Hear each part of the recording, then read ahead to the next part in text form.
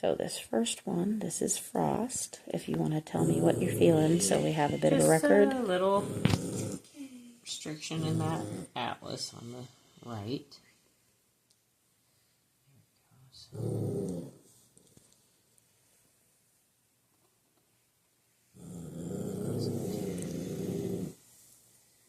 These are good size little puppies. Well, that's the thing.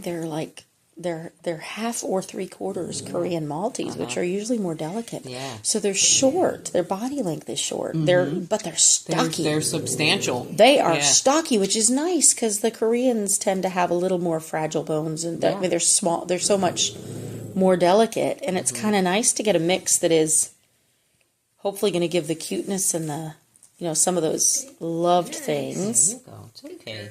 I'm not hurting your babies. Effie, they're fine. She's not hurting him. Anything else with him? Just his pelvis on the left, so he had counter. Okay, so this was perfectly normal for right after birth. Normal presentation. Perfect. Okay, good. So Frost is good.